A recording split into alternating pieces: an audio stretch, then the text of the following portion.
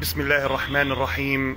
إنا أعطيناك الكوثر فصل لربك وانحر إن شانئك هو الأبتر. صدق الله العظيم. أعزائي متابعي ومشاهدي أوان مصر في كل مكان، أهلا وسهلا بحضراتكم في لايف جديد من هنا من محافظة الغربية. معكم تامر البقلي، وتحديدا من مدينة كفر الزيات.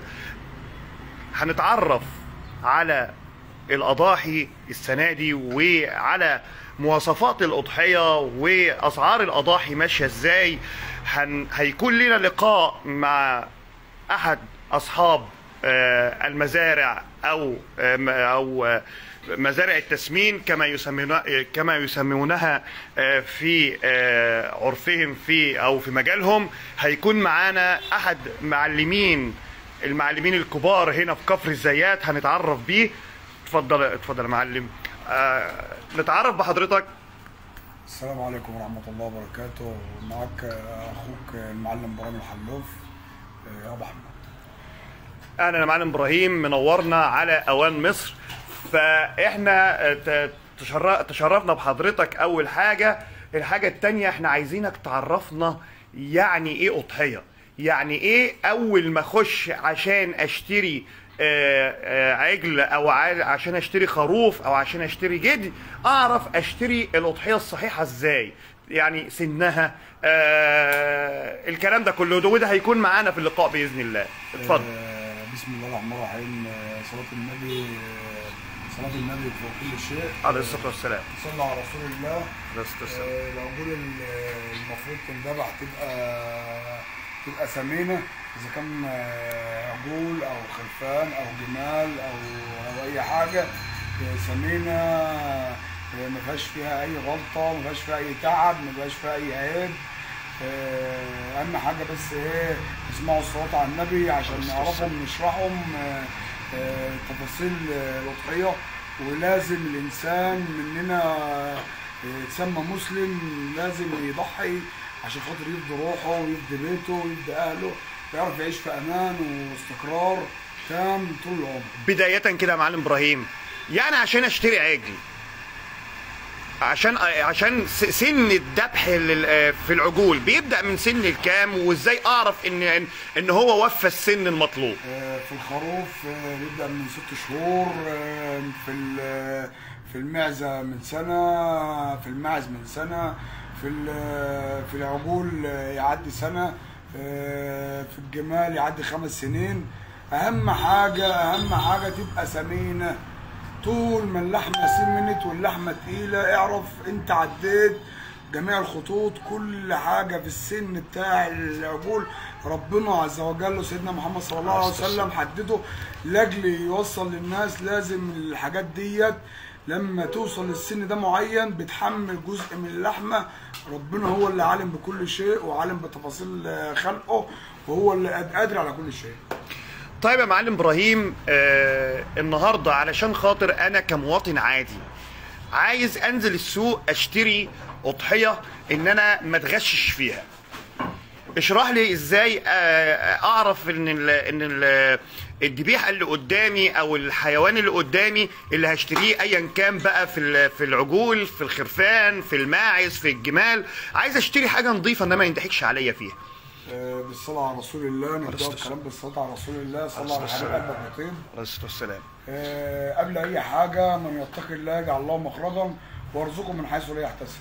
طول ما انت بتتقي الله، طول ما انت هتعرف تقع مع ناس ولاد حلال يكرموا الله، وبعدين يكرموا نفسهم باللي هم يدوك حاجه توزع على الناس وربنا يكرمهم. اهم حاجه قبل اي حاجه بقول لك اختار الصديق قبل الطريق. قبل ما تختار تروح لحد، اختار الصديق اللي هيوديك للشيء ده. طول ما انت ماشي على طريق من يتقي الله يجعل الله مخرجا ويرزقه من حيث لا يحتسب. دخلت على الضحيه، انت دلوقتي انت مواطن ما تعرفش حاجه في الاضاحي ولا الكلام من ده. قبل اي حاجه اذا دخلت جنتك قلت ما شاء الله لا قوه الا بالله. طول ما انت ذكرت ربنا اعرف ان انت هتلاقي الخير في كل حته. تمام. العجول بالذات الناس اللي انت بتتكلم بتقول يعرفهم، ناس ياما عارفين كل حاجه. الناس اللي بتضحي عارفه جميع التضحيات، واحنا بنتكلموا دلوقتي عشان نقولوا للناس مش هنفهموهم، احنا ما بنفهموش حد يعمل ايه ولا يخلي ايه، كل الناس فاهمه وكل الناس مدركه بكل حاجه. احنا بنوصلوا رساله للناس اللي عنده، اللي معاه بس 5000 جنيه اللي هو يضحي بيهم لاجل يعيش بامان هو وعيلته واهله. ازاي يكون معاه 5000 جنيه ويضحي بيهم؟ مع الرغم ان احنا كلنا عارفين ان اسعار اللحوم في يعني النهارده جميع السبل متاحه، جميع السبل متاحه. لا يكلف الله نفسا الا وسعها، لها ما كسبت وعليها ما اكتسبت. دلوقتي ال 5000 جنيه اللي بتتكلم عليهم لو جبت بيهم معزه ربنا هيبارك لك فيها، هاكل حتى اهل بيتك، صرت اهل بيتك وفديت دمهم. الدم ربنا ما بياخدش حاجه من الاضحيه ولا دم ولا لحم ولا حاجه خالص، بياخد منها التقوى للانسان بس. 5000 جنيه انت ممكن تخش بينك وبين ناس شاركوها. في جميع الجزارين دلوقتي عارضين في السوق اربع ونصاص، تروح للجزار بتاعك تقول له انا عايز ربع هيديك ربع، هيديك نص. الجزار بتاخد منك كيلو لحمه ونص كيلو لحمه، حتى لو ما انتش عارف تخش عليه. الجزارين عالم محترمه والتجار عالم محترمين. بني يتقي الله جعل الله مخرجا ويرزقكم من حيث لا يحتسب. تمام يا معلم ابراهيم، يعني عايزين ناخد مثال. مثلا احنا قدامنا عينه من العجول اللي حضرتك ان شاء الله سيتم ذبحها او نحرها في عيد الاضحى المبارك. عاوزين نعرف مثلا عجل زي ده يكون سعره كام، واعرف ازاي ان انا ما حدش يضحك عليا في السعر برضه. بالصلاه على رسول الله، اللهم صل وسلم وبارك على سيدنا محمد. نخش على العجول ونقول ما شاء الله ما شاء الله تبارك الله، الله اكبر تبارك الله. ديت عجول جميع المشاهدين فاهمين كل حاجه وعارفين العجول دي ايه. العجول ديت بتاعه الحاج خميس الحلوف، بيت العز جنب جامع الحصاوي. بعد اذنك انا بوصل لك رساله معينه. تمام. ده عمي حاج خميس، ده عمي. تمام. ربنا يبارك. اللي انا عرفته دلوقتي ان انتوا شغالين في المجال ده من سنه 1930 ان شاء الله. فانتوا ليكوا تاريخ هنا في مدينه كفر الزيات. فعاوز اعرف يعني من سنه 1930 وانتوا توارثتوا هذه المهنه عن الاجداد. الحمد لله والشكر لله رب العالمين. تمام. الحمد لله والشكر بفضل ربنا علينا. حضرتك في بقالك قد ايه بتمتهن هذه المهنه كالمعلم ابراهيم؟ ان شاء الله 15 سنه. تمام. 15 سنه. انت كشخصك بقالك 15 سنه. والوالد قاعد في المهنه؟ الوالد مولود متوفي وهو عنده 68 سنه رحمه الله، وهو عنده 8 سنين. هو بقاله 60 سنه في الشغلانه دي والدي. تمام. طيب معلم ابراهيم، كلنا عارفين ان خلاص ان ممكن 7 يشتركوا في بدنه او في عجل.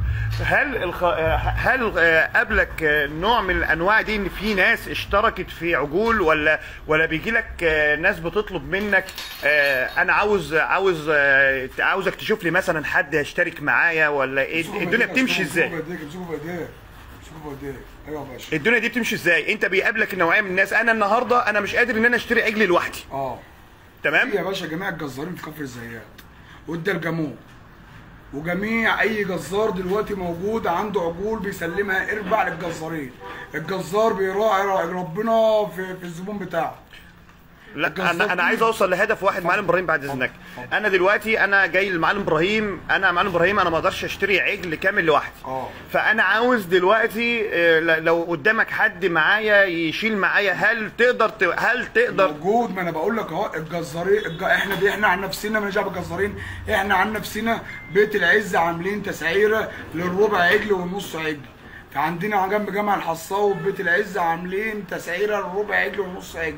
يجي يستلمهم مننا يوم الاضحيه في يوم عرفات، بعد اول يوم العيد يستلم مننا الربع بتاعه والنص بتاعه تحت اشراف الحاج خميس الحلوف. تمام. طب بالنسبه للخرفان، اتفضل. انا عاوز اجيب الخروف ده معانا في يخش الكادر معانا. بص يا باشا، ده عينه تمام. دي عينات عشان خاطر بس ايه المجموعات اللي عندنا ما ينفعش محدش يتفرج عليها. تمام، ربنا يبارك ويزيدك من نعيمه باذن الله. اذا شايف العينه ربنا بتعمل ازاي اهوت. الخروف ما شاء الله عليها تسلق. هاتوا بالصلاه على النبي. ما شاء الله. بالصلاه على النبي، بالصلاه على النبي عليه الصلاه والسلام. بالصلاه على رسول الله، اللهم صل على النبي. طيب ده يوزن قد ايه يا معلم ده ابراهيم؟ بالصلاه على النبي 70 كيلو يا باشا. ده يوزن 70 كيلو. 70 كيلو قايم طبعا. ده يصفي معايا، ده يصفي معايا لحمه ايه؟ ان شاء الله 35 كيلو يا باشا. 35 كيلو ان شاء الله. طيب سعر الكيلو الاضاحي القايم عامل كام؟ كيلو عامل 150 كيلو في الخرفان، و130 في العجول البقر، و115 في العجول الجاموس.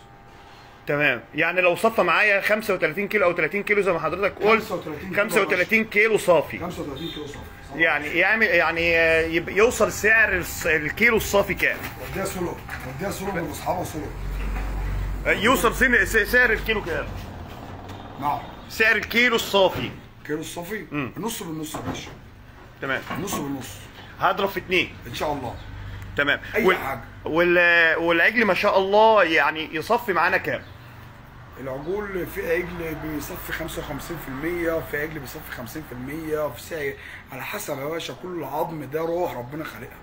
ما التصفيه دي بتاع كل حاجه بتاعت ربنا. انا بكلمك في الضاني ليه؟ عشان الضاني بيتقطع بعظمه. تمام. الضاني يا استاذنا بيتقطع بعظمه. بقول لك 35 كيلو عشان انا بتكلم على العجول دلوقتي. العجول بتبقى 50%، 55%، 60% على حسب بتاع ربنا، عشان خاطر في عظم وفي حاجات بتصفي حاجات ياما.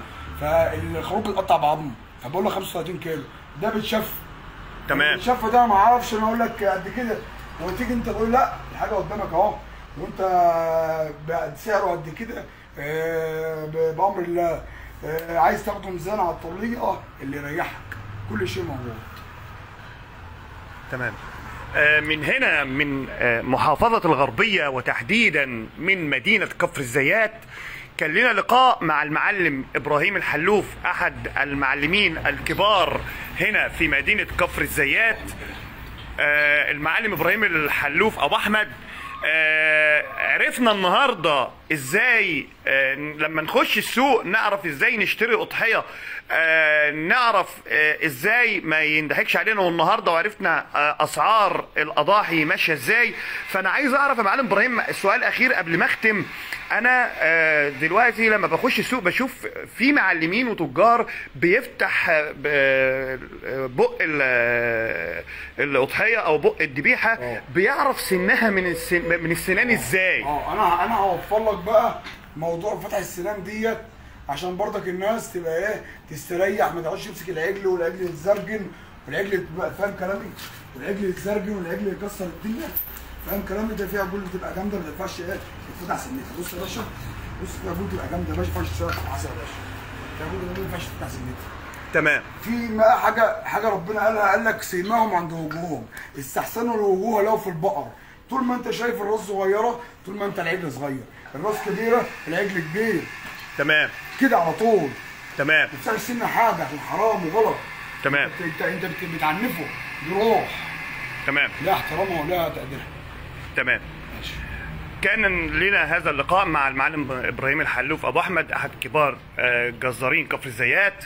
النهارده عيد الاضحى المبارك، يتبقى عليه ايام قليله، وان شاء الله يكون لينا لقاء مع المعلم ابراهيم يوم العيد، يعني نشوف مراسم و طقوس عيد الاضحى ماشيه ازاي هنا في محافظه الغربيه، وتحديدا في مدينه كفر الزيات. كان معكم تامر البقلي، شكرا لحسن متابعه حضراتكم، والسلام عليكم ورحمه الله وبركاته.